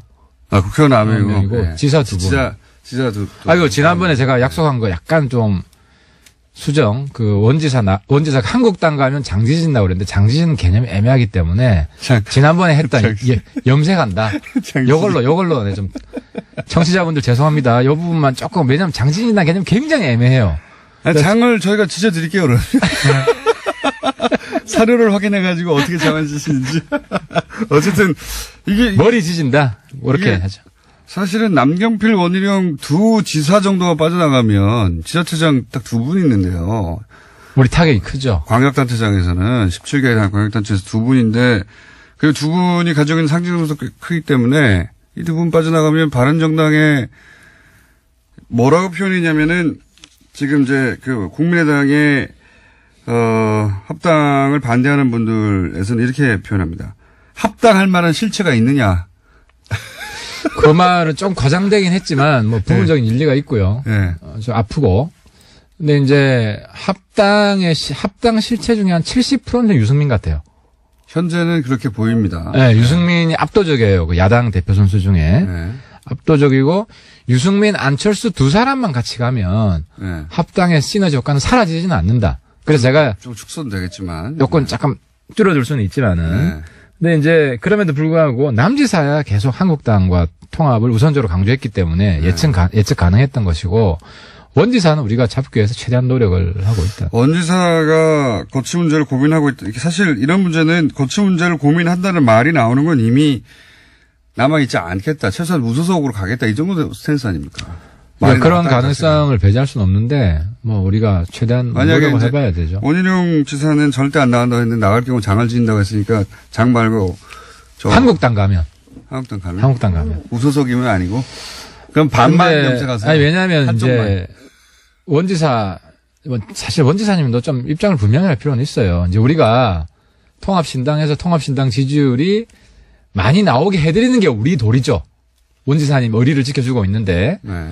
근데 이제 우리 통합신당 지지율을 제주도에서 뭐 이렇게 기대 못 만든다. 이러면은 사실 우리가 원지사한테 할 말은 없지만 그래도 원지사는 원지사 자신의 정치적 미래가 있기 때문에 그리고 또 전국적인 지지도를 생각을 해야 된다. 제주도 사실 동네 선거거든요. 그렇게 말씀하시면 한 50만밖에 안 돼요. 거기 서울의 한 구보다 작은. 그렇다 하더라도. 그러니까 제주도의 민심만 보고 거취를 선택하는 것은 굉장히 어리석다. 네. 제가 보기엔 제주도민으로부터 큰 항의를 받으실 겁니다. 제주도민. 네. 근데 제주도민 분들 제가 뭐 항의 받아도 괜찮아요. 욕 먹으면 참 좋겠네요. 욕 많이 듣고 살고. 근데 제주도민도 원지사를 제주도에 가둬두려고 해서는 안 된다. 언제 가둬두려고 했습니까? 원지사 글로 갔죠. 그러니까 원지사를 더 크게 하려면 네. 원지사가 제주도뿐만 아니라 전국적인 민심 동향을 보고 판단할 수 있게끔 좀 풀어줘야 된다는 거죠. 근데 제주지사를 하려고 그러는데 제주도민의 민심을 봐야 되잖아요. 아니 제주도민들은 자기들의 지사를 대통령 만들고 싶은 마음도 있거든요. 그래야 제주도 더 발전하거든. 그럼 어떻게 해야 한다는 겁니까? 원희룡 지사에 대해서. 그러니까 제주도민 제가 말씀드리고 싶은 건 통합신당만 지지해 주시면 됩니다. 그러면 원지사 고민 없어집니다. 그냥 통합신당 후보로 나갑니다. 자, 근데 이게 지금 주춤하잖아요. 국민의당 내에서도 반대파도 만만치 않고, 그리고 이제 합당을 하겠다는 쪽에서도 절차적으로 뭐 온라인 투표 얘기했었는데 중앙선관위 유권 해석상 그건 안 된다고 했고, 그러다 보니까 이제 전당대회에서 그걸 결정해야 되는데 전당대회를 개최해서 과반 이상에 참석하게 하고 통과되게 만드는 게 굉장히 난관이 있어요. 절차적으로. 제가 좀 알아보니까 이런 거더라고요. 저는 화끈하게 좀 합의원 했으면 좋겠어요. 아니 호남신당 만든다고 지금 뭐 거의 창당준비위원회 비슷하게 만들었잖아요. 개혁신당 가칭. 예. 그렇죠. 개혁신당 기획단위가 만들었잖아요. 네. 사실상 이혼했어요. 이혼했죠. 심리적인 기혼을 완전히 했죠. 네. 근데 이제 문제는 이제 비례 3명 네. 이제 보내달라. 비례 때문에 그런 거예요, 지금 비례. 근데 문제는 네. 당권파 이제 안철수 대표 측은 비례 3명을 보내주더라도 안 나간다, 저기. 네. 이렇게 생각해요. 왜냐하면. 내보내주면 되죠. 아니, 박지원 대표 측은 네. 자꾸 교섭단체가 넘을 거라고 생각을 하지만. 네. 실제로 한번 국민의당 의원이라고 생각해 보세요. 여기는 네. 안철수 유승민 통합당이고. 네. 저기는 박정천 당이에요. 네. 어디가 미래가 있어 보여요. 그러니까. 박지원, 천정배, 정동영. 그 두 개 당이 있는데. 네. 호남에서는 이분들이 더 선전할 수도 있죠. 호남에서는. 본인이 이번 선거를 뛰는 게 아니잖아요. 그러니까 대표적인 이용주 어머니 그런 거예요. 호남시당 나 안 간다. 네. 그러니까 막상 그쪽으로 나가려고 하니까 또 주저되는 거예요. 그러면은 박지원 의원 측도 교섭단체를 못 만들 것 같으면 여기 3명을 보내준다고 해도 안 나가는 거지. 보내주면 되죠, 그러면. 아니, 그러니까. 보내주면 되죠. 나가는 게 확실하면 내가 볼 때는 타협의 길이 열린다. 그러니까 박지원 대표 측도 교섭단체가 되든 안 되든 나간다고 선언을 하고. 그건 이미 선언했어요. 교섭단체가 숫자가 중요하지 않다. 교섭단체가 안 될 수 있어도 우리는 통합에 반대하고 그리고 만약에 그쪽 길로 계속 간다면 우리는 따로 당을 만들겠다. 그렇게 말은 했는데. 근데 말이 자꾸 바뀔 수 있다고 생각하는 거죠. 그러니까 이거를 네. 딱 만나가지고 서로 만나가지고. 합의위원 안 해주는 거 아닙니까, 지금. 합의위원 해주면은 저기 탈당하려고 하는 그 통합에 반대하는 비례대표를 줘야 되니까. 그러면 숫자가 3명이 줄어드니까. 아니, 사실 2명이 줄어들든 3명이 줄어들든 양보다 질이에요. 이 통합당은. 근데 그 한철수 대표 그렇게 생각 안 하시는 것 같아요. 아니, 그게 아니라 네. 그렇게 하더라도 그냥 우리가 손해만 보고 저쪽은 탈당을 안 한다고 생각하는 거예요, 지금. 탈당을 하는 게 확실한 담보만 주면 내가 볼 때는 여기에 탈출구가 열린다. 그렇게 생각 안 하는 것 같아요. 저는 동의하지 않는데 국민의당 얘기는 제가 이제 박지원 대표한테 자세히 들어보겠고 그게 바른정당 내일 나오시나요, 박지원 대표? 내일 모레 나오십니다. 그 확실히 물어보세요. 그러면은 저라도 어떻게든 네. 나가는 게 확실하면은 그냥 깔끔하게 자기 색깔 경쟁하는 게 낫지. 자기 당 만들어서 그쵸. 자기 노선 가고 우리는 우리 노선 가는 게 낫지. 근데 이제 합당하는 쪽에서는 어쨌든 사이즈가 줄어들고 빠져나가는 사람이 많은 게 싫은 거죠. 간단하게 말해서. 물론 좋지는 않죠. 예. 하지만 굉장히 지엽적이다. 큰 대세에 있어서 물론 교섭단체라도 안 되면 문제가 되겠지만 교섭단체는 넘고 교섭단체 넘는 상황에서 뭐 몇 명 차이는 사실 중요하지 않아요. 전혀 중요하지 않아요. 중요하지 않은데 이걸 안고 가면 계속 말이 나오겠죠.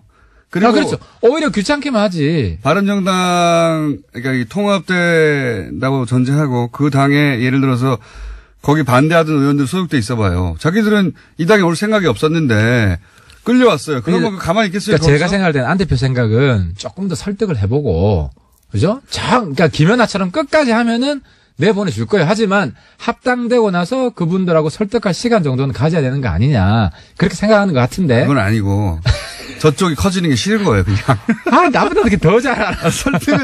설득은 이미 지인장에 물 건너갔고요. 근데 그거는 국민의당 얘기고 지금 유승민 대표가 왜 갑자기 뻣뻣하게 나오십니까? 나는 사실 합당 얘기는 구체적으로 한 적이 없다. 합당하겠다는 말을. 유승민 대표가 뻣뻣했던 건 이번이 처음이 아니고. 네. 유승민 대표의 매력이에요, 어떻게 보면. 난 정말 이번에 유승민, 안철수 둘이 막 이렇게 밀당하는 거 보면서 한편으로는 굉장히 스트레스도 받고 또 스릴도 느껴요. 왜냐하면 딱 이거거든. 안철수 대표는 통합이 원칙이에요. 통합이 곧 원칙. 그런데 유승민 대표는 원칙 있는 통합이어야 돼. 네. 원칙 있는 통합. 요 워딩 좋네요. 네. 딱 요게 지금 대립하는 거예요. 최근 몇 달 사이에 가장 깔끔한 워딩이었습니다. 근데 이게 유승민 대표의 트레이드 마크예요. 원칙대로 간다 나는. 여기서 원칙이라는 건 박지원, 정동윤, 천정배는 싫다 이거 아닙니까? 그렇지. 거기하고 노선이 안 맞다는 거예요. 대단한 원칙도 아니에요. 큰 원칙도 아니야. 그러니까 이거는 서로 확인한 거야. 박지원 대표도 유승민하고 나는 색깔이 다르다. 다르죠. 그렇지. 예. 서로 그거는 합의를 한 거예요. 그러니까요. 유승민이 있는 당에 나는 안 들어간다고 했던 것이고. 그리고 유승민 대표도 박지원 대표하고 몇 분 따라 들어오는 거는 난 싫다. 그러니까 딱 박지원 대표요. 네. 심플하게 이야기하면. 그러니까 서로 지금 의사를 확인했기 때문에. 박지원 대표로 상징되는 몇 분이죠. 박지원 대표 딱 한 사람만. 글쎄, 정동영, 천정배는 포함되는지 전 잘 모르겠어요. 이건 안 물어봤어요. 두 분은 조금 아직 이렇게 부각이 잘 안 돼서. 근데 박지원 대표는 확실하고. 네. 근데 서로 같이 안 한다는 거 확인했잖아요. 그러니까요. 확인했기 때문에 그냥 둘이 따로 가면 돼요. 그 양반 털고 와라, 첫 번째. 그리고 연결되는 것이 이제 소위 햇볕 정책 같은 경우에 정강 정책이 들어갈 수 없고 햇볕 정책은 실패한 정책이고 햇볕 정책에 대한 해석이 전혀 다르니까 소위 그 햇볕 정책에 대해서는 받아들일 수 없다. 크게 말하면 두 가지 아닙니까? 그러니까 이제 햇볕이 구태 햇볕하고 혁신 햇볕이 있는데. 왜냐하면 햇볕이 지금 20년 넘어 지났잖아. 그러니까 이제 햇볕론자 중에도 이 스펙트럼이 갈리고 저도 햇볕 정책 부정 안 해요. 저는 햇볕도 발전적으로 이제 더 훨씬 어쨌든, 새롭게. 근데 아무튼 이제 유승민 대표가 볼 때는 구태 햇볕이라고 보는 거고. 그러니까 거기하고는 근데 이제 거의 끝이 다 왔다는 거예요. 그러니까 요는 정강 정책에 햇볕 정책 얘기 계속 하지 말고 아니 보수 그러니까 유승민 대표는 우리는 보수 정당이라는 거 아니에요. 한마디로 말해서. 그러니까 유승민 대표하고 내가 토론을 했는데 네. 개혁 보수하고 개혁 중도까지는 같이 하는 거예요. 그러니까 개혁 보수 밑으로 끌고 들어와 이게 아니야. 안철수 대표 보고 내 밑으로 기어 들어와 이게 아니고 그냥 구태 햇볕만 같이 못한다. 여기까지만 이제 이거예요. 이거 다른 거 하나도 없고. 근데 그건 좀 전에 제가 말씀드린 것처럼 서로 의사를 확인했기 때문에 거기서 이제 오해 이제 호남 분들 우리가 햇볕 부정하는 게 아니고요. 6.15 14 인정을 해요. 우리 강령에 돼 있어요. 유승민 대표도 동의한 강령이에요. 그리고 그거는 통합당이 되더라도 6.15 14는 존중하는 인정하는 걸로 그대로 들어갈 거예요. 그래서 우리가 햇볕을 한국당처럼 전면 부정하는 정당 결코 안 될 겁니다. 그건 뭐 옛날 수구 냉전 정당인데. 보자고요. 유승민 대표가 이번에 북한 대표단 오는 것에 대해서 어떻게 평가했냐면 방점 어디 찍었냐면 북한 대표단 평창 올림픽 참가가 어떻게 북핵 문제를 해결한다는 것이 납득할 수 없다. 방점을 북핵을 해결해야 한다는데 올림픽 참가만으로 되겠는가. 북핵 문제를 해결하지 않는 올림픽 참가가 무슨 의미냐. 이렇게 방점을 북핵 문제에 찍으셨고. 예. 그러니까 유승민 대표가 그 말을 하니까 트럼프 대통령이 딱 화답을 했잖아요. 아니 평창 올림픽 이번에 오고 그 다음에는 북핵 또 의제로 삼아서. 유승민 대표가 방점으로 찍는 것은. 아니 그러니까 유승민 대표 이야기나 내 이야기도 했는데 이낙연 총리 이야기나 사실 대동소이해요. 절대 더동소이. 아니, 그 똑같아. 왜냐면은, 걱정된다. 말리지 마라. 이 정부 너무 순진한 거 아니냐. 그건 너무 좋게 해주시는 거고. 유승민 대표는 북핵이라는 근본적인 문제를 해결하지 않는 한 평창 올림픽 참가 같은 것은 그다지 중요하지 않다. 방점은 북핵 문제를 어떻게 해결할 건지를 그러니까 지금 이야기하기 위한 나머지 수단들이지. 이렇게 설명하면 쉽겠다. 그런데 이제. 유승민하고 홍준표가 똑같냐, 그럼? 아니, 그러니까 유승민하고 홍준표가 차이는 홍준표 대표는 그래서 대화 체하라 필요 없다 이거고 평창 올림픽 뭐가 중요한데 이거고 유승민 대표는 핵 문제 해결해야 되지만 평창 올림픽도 해야지 이거 대화도 반대 안 한다는 입장이에요. 그게 지금 우리가 수구 보수랑 개혁 보수 차이인데 이제 유승민 대표는 문재인 대통령에 대해 사실 걱정을 많이 했죠. 많이 했는데 내가 문재인 대통령 칭찬해주고 싶은 게 트럼프 대통령 잘 구워 삶아가지고. 잘 구워 삶아가지고. 북한이 평창 오는 거에 대해서 트럼프랑 한마음이 됐잖아요. 한미가 오히려 합쳐지고 또 트럼프는 이번에 정말 큰 정치인이라는 걸 보여준 게 김정은이 대화하기로 한 건 내가 압박한 결과다. 큰 정치인이 아니라. 아니, 한 번씩 미쳐 보이지만 또 잘할 때도 있어요. 트럼프도 칭찬해줄 때 해야 돼. 근데, 그러니까 그런 식으로 한미 동맹도 견고해지면서 평창 오는 이걸 다 만들어낸 거예요. 그러니까 우리 바른정당도 역할을 한 거지. 왜냐하면 문재인 대통령도 북한한테 뭔 이야기하면 야당이 다 문재인 그냥 칭찬해주기만 하면 지렛대가 안 생겨요. 야당이 언제 다 칭찬해줬다고? 그러니까 홍준표만 반대하고 다른 사람들도 가끔씩 반대하고 또 칭찬해주고 이렇게 제 말은 뭐냐면 된다는 보세요. 거죠. 유승민 대표의 워딩은 북한 올림픽 참가가 어떻게 북핵 문제를 해결한다는 건지 납득할 수 없다 이렇게 말했잖아요. 사실은 이 말은 북핵 문제는 여전히 해결할 과제지만 평창 올림픽 참가도 대단히 환영한다. 이렇게 말한 거하고 전혀 다른 겁니다. 전혀 다른 거예요, 접근이. 그거를 뭐 유승민 대표가 인공지능도 아니고 말 하나하나. 그러니까 이 포괄적인 뜻은 내가 맨날 회의를 한다니까 토론을 하고. 내가 그래서 평창 올림픽 오는 거를 반대하냐. 그걸 반대 안 해요. 물론 반대하지 않는. 그러니까 어떻게. 우려가 있다는 거지. 알겠는데 제 말은 우려가 뭐냐면. 지금 해소가 됐고. 이걸 무슨 해석할 만큼 복잡한 얘기입니까? 복잡하지 않아요. 중요한 건 북핵 문제인데 평양 올림픽 참가가 북핵 문제를 해결할 수 없다. 그러니까 지금 유승민 대표 나와서 직접 해명해라 지금 이야기하고 싶어가지고 계속 지금. 유승민 대표는 나왔으면 좋겠고요. 제 말은 뭐냐면 이 말을 왜 하냐면 이게 이제 바른정당의 대표인 유승민 대표는 이런 문제의식이고 국민의당 입장에서는 평창 올림픽으로 북핵 문제 해결까지 쭉 나갔으면 좋겠다. 이런 입장일 거란 말이죠. 서로 제가 좀 쉽게 정리해 드릴게요. 네, 서로 만날 수가 없어요. 유승민 안철수의 차이는 유승민 하태경 차이보다 작아요. 내가 유승민 안철수랑 계속 이야기해 보니까. 그러니까 이렇게 스펙트럼 이래. 유승민 안철수 하태경 박지원이야. 그러면 그러니까 유안 차이보다 더 큰 유하 차이가 바른정당에서 공존하고 있는데 유승민 대표가 합당을 안 한다고 할 가능성도 있습니까? 합당을 지금까지는 합당하는 것처럼 진행되다가 어제 그저께부터가 합당한다고 말한 적은 없다. 계속 지켜보고 있다. 마음을 결심하지 않았다. 그 질문을 우리 오늘 2시에 의총을 합니다. 네. 아직 안 하셨어요? 네. 네, 2시에 오늘 또 의총을 합니다. 안 할 수도 있다는 전제하에. 내가 그래서 그 질문을 물어보려고 그래요. 아직 그것까지는 모르시는군요. 만약에 그 박정천이 네. 합의위원이 안 되면, 네. 안 되면은 합당 안 할 거냐, 네. 통합 안 할 거냐. 내가 오늘 물어보려고 그래요. 근데 거기에 대한 입장을 우리도 분명히 해야 돼요. 그렇죠. 왜냐면 자꾸 할 듯 말 듯 괴롭히면 안 되거든. 파트너가 있는데 지금 요즘은 연애 한 달 해서 결혼하는 것도 잘하는 거예요. 우리 한 3달 했어요. 결론을 내야 돼. 박지원 대표로 상징되는 하여튼 그쪽 떨고 그다음에 햇볕 정책에 대한 분명한 그 정강 정치의 입장을 정하지 않으면 합당할 수 없다. 이럴 수도 있다는 거죠. 아니 햇볕 정책은 사실 이슈가 안 되고 이슈가 제가 아니에요? 볼 때는 박지원 대표권인데 근데 네. 이 박지원 대표권도 뭐 같이 안 간다고 선언했고 그분이 뭐 한 입으로 두말할 뿐도 아니고 정리 먼저 하고 오라는 얘기가 결국 그거 안 하면은 안 하겠다는 얘기죠. 그러니까 그 질문을 하려고 그래요. 먼저 아직. 정리가 안 되면 네. 합당이 되면 박지원 대표는 나가는 게 거의 확실한데 근데 합당되기 전에 먼저 안 나가면 그럼 안 할 거냐. 거기에 대해서 우리 내부에서 아직 진지한 토론을 해본 적이 그럼 없어요. 박지원 대표의 전략은 안 아니, 나가면 끝까지 안 나간다. 계속 안 나가면서 합당 반대만 하면 되는 거네요. 아니, 그러니까 박지원 대표가 본인이 바보 될 생각하면 그런 노선을 취해도 되지.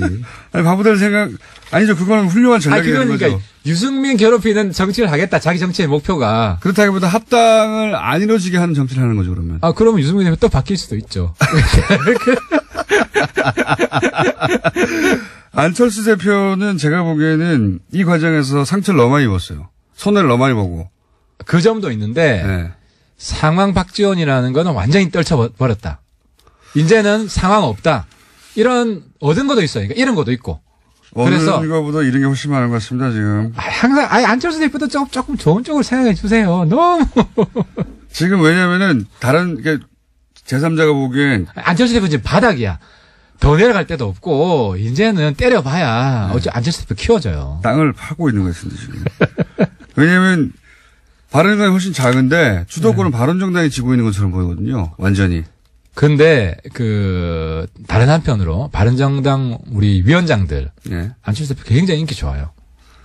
거기는 인기 지난번에 좋겠죠. 지금 사람을 끌고 올라오니까 가만히 있는데. 그것뿐만 아니라 예. 지난번에 이제 원외위원장들하고 간담회를 했는데 예. 거의 정치구단이다. 왜 국당에서 그렇게 헤매냐. 정치구단.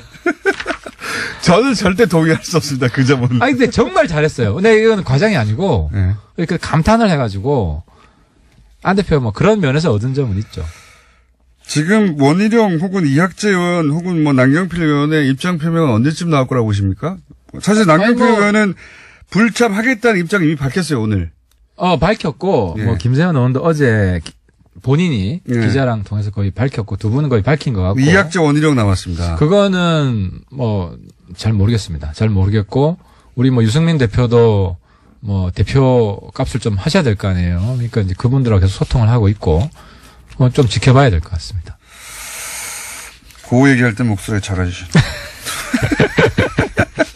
혹시 시간 다 됐는데 예. 홍준표 대표 대구 간 것에 대해서 한마디 하시려고 하는 거죠? 그건 어제 했고요. 근데 더 지금 심각한 게 김종대 의원 인터뷰를 들었는데 네. 지금 그 경제적 이익을 대가로 위헌 조약을 체결한 게 됐어요. UAE 문제가. 그거 큰 문제네요. 근데 지금 국회가 위헌 조약을 체결했는데 국회가 그걸 묵인한다? 방임하기 이게 애매하고. 네. 근데 그 위헌이라고 그거를 무효화시켜버리면 우리 국익이 엄청난 경제적 이익이 타격을 받고. 그래서 어떻게 풀어야 된다고 보십니까? 그러니까 이런 상황을 초래한 사람이 책임을 져야죠. 그거 이명박 전 대통령인데요. 아니, 요번 상황을 체결한 거는, 초래한 거는 일단 홍준표, 김성태 두 분이 네. 여기에 대해서 내가 볼 때는 직을 걸어야 된다고 봐요. 아니, 그리고 그거는 두 분이 이명박 대통령도 네. 이명박 대통령도 필요하면 입장 표명을 해야 되는데. 입장 표명이 아니라 책임져야 된다면서요. 이거 책임질 방법이 없잖아, 지금. 이명박 대통령은 뭐, 은퇴한 분이니까. 네. 근데 문제는 정부가, 사실 정부가 난감해진 거예요. 정부 난감했죠. 왜냐면 김종대 의원은 뭐 정부 공식 입장은 아니거든. 네. 그러니까 정부가 그렇죠. 공식 입장을 제가 볼 때 확인해 줄 수가 없어요. 네. 확인해 주면은 우리 국회도 굉장히 힘들어져요. UAE라는 상대 국가가 있으니까 확인해 줄 수 없죠. 확인해 줄 수 없죠. 그러니까 지금은 청와대가 굉장히 신중해야 되고 뭐 이것 때문에 홧김에 다 맞다. 김종대 의원 이야기한 거 다 맞다. 청와대 인정해서도 안 되고. 절대 안 하겠죠, 그거야. 해서 안 돼요. 근데 이미 하지 마세요. 김태영 전 국방장관이 얘기했어요. 맞다고. 그분은 이제 다 공직에 있는 분이 아니기 때문에. 네. 그래서 이 부분을 국익을 지키면서도 우리가 헌법 위반이 안 되게. 지금 헌법이 얼마나 중요합니까? 박근혜 대통령이 그것 때문에 탄핵이 됐는데 어쨌든 여기에 대한 묘수를 풀 수 있는 시간을 좀 벌어야 돼요. 우리 그래서 듣는 국민분들께서도 헌법과 국익이 충돌할 때가 있다.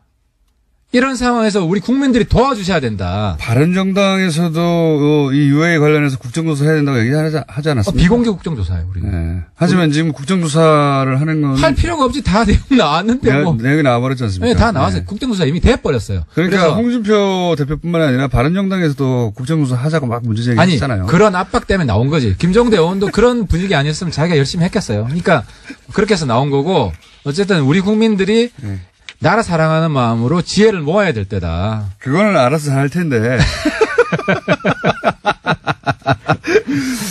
하여튼 그것만 확인해 봐 주세요. 그러니까 예를 들어서 박지원 전 대표로 상징되는 그분들이 당을 나가지 않으면 미리 합당을 안 할 건지.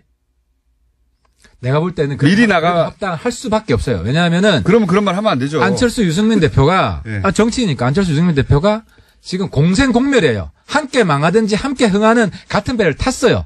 합당 안 하면 유승민 대표도 망하죠. 같이 망하죠. 당이 너무 그걸 모를 쪼그라들어가지고. 정도로 연륜이 없는 정치인이 아니고 유승민 네. 대표도 그렇기 때문에 합당은 필연입니다. 합당은 필연인데 박지원 대표가 좀 모양 갖추고 정치를 할 거냐 아니면 합당한 데 들어와서 저 같은 사람한테 계속 밟히면 살 거냐 이 선택이 남아 있는 거죠. 그러니까 이제 유승민 대표가 안 털면 합당 안 해 그러면은 그럼 박지원 대표가 계속 그럼 나 안 나가. 나 안 나가. 그러면 정치가 고민이 되는 거야. 다 망해. 그럼 다 망해. 그것만 확인해 봐 주세요. 예. 제가 보기엔 유승민 대표가 지금 그 논리적 모순에 빠져 있거든요.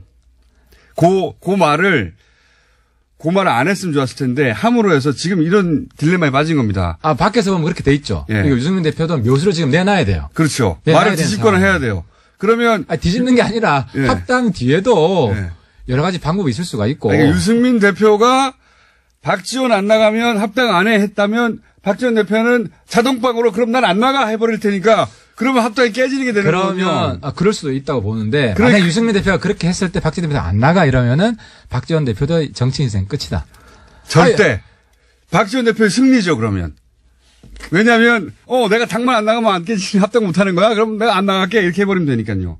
그러니까 유승민 지금 대표의 산수만 생각하면 그런데 이게 방정식이고 박지원 대표 자기가 한 말이 있는데 호남 사람들이 어떻게 생각하겠어요. 유승민 대표가 제가 보기엔 말 실수한 거라고 보는데 제 생각에는. 그러니까 유승민 대표 약점을 잡으시려고 하는데 그건 박지원 대표 약점도 될 수 있다 거꾸로. 자 여기까지 하겠습니다. 확인해서 다음 주에 어떻게나 지켜보죠. 하태경 최고위원이었습니다. 감사합니다. 네 감사합니다. 네, 정의당 의원 문자가 쇄도했습니다. 인지도 높고 비호감도까지 높은 김종대 응원합니다. 관련 문자 굉장히 많았고요. 또 요런 지적도 있군요.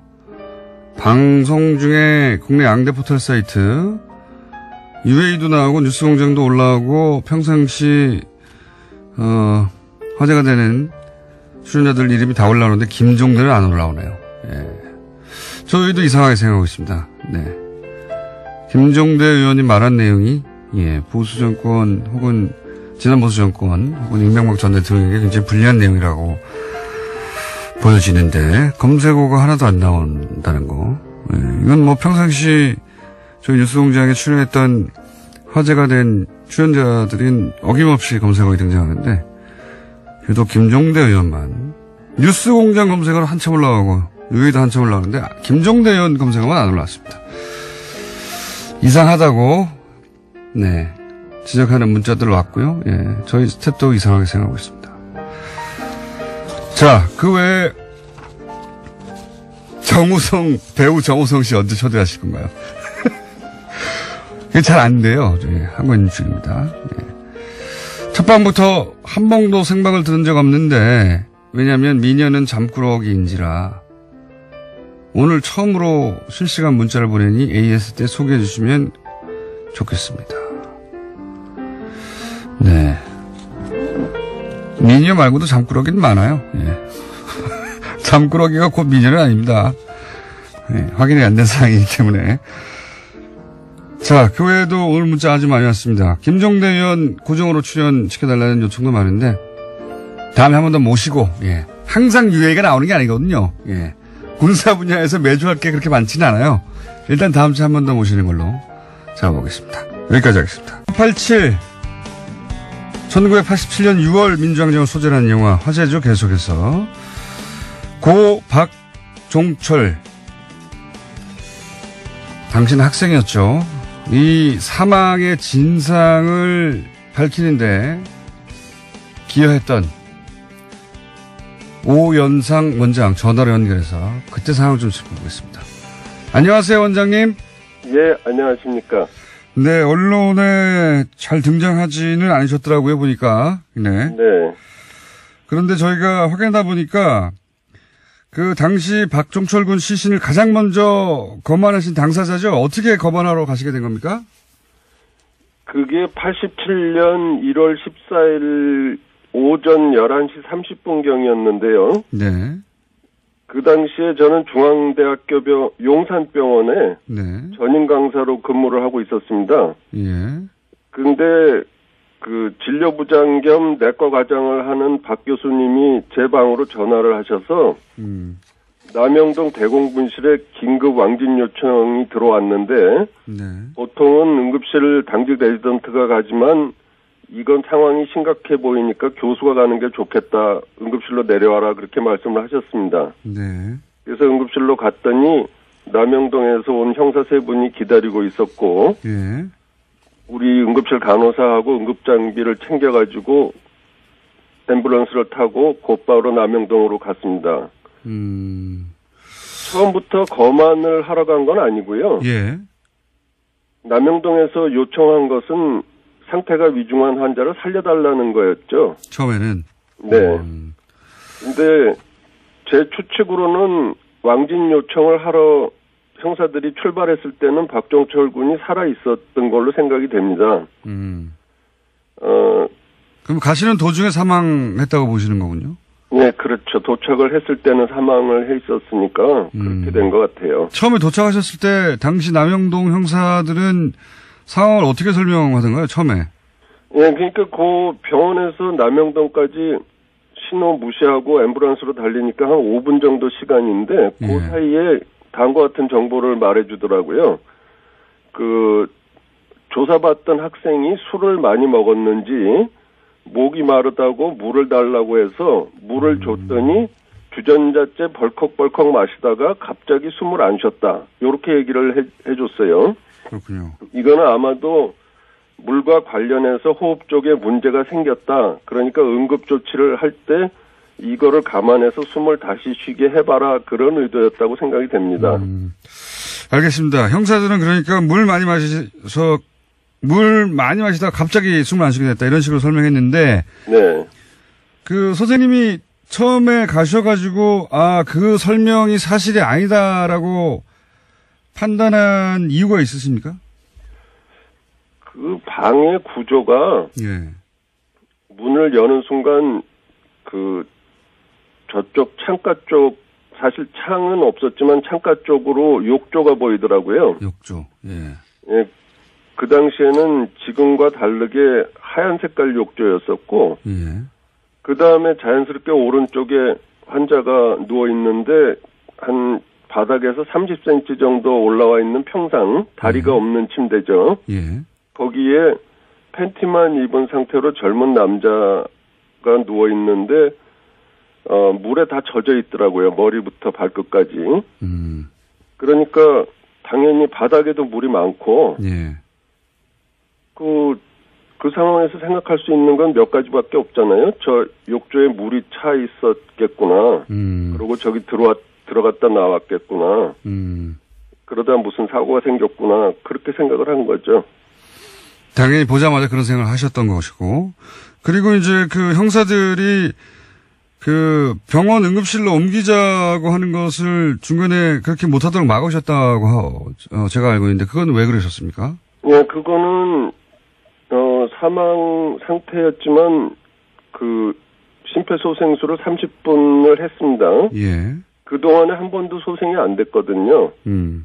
그러고 나서 또 병원으로 옮기게 되면 응급차 안에서는 그게 용이하지가 않거든요. 심폐소생이. 네. 그런 상태로 병원에 옮겨서 다시 심장 제세동기 같은 걸 써서 한다 하더라도 그게 소생이 될 가망이 거의 없어요. 네. 그뿐만 아니라 사망 장소가 바뀌게 되거든요. 남영동 대공분실에서 용산병원 응급실로 바뀌거든요. 그렇군요. 사망 원인에 대해서도 여러 가지 변화가 생길 것이고 그래서 그것은 좋지 않다고 생각을 했습니다. 그러니까 이제 형사들이 옮기자고 하는 것도 이런 사망 장소가 그러면 남영동이 아니라 병원으로 될 수 있으니까 그걸 못하게 막아야 되겠다는 생각을 그때 하신 거고.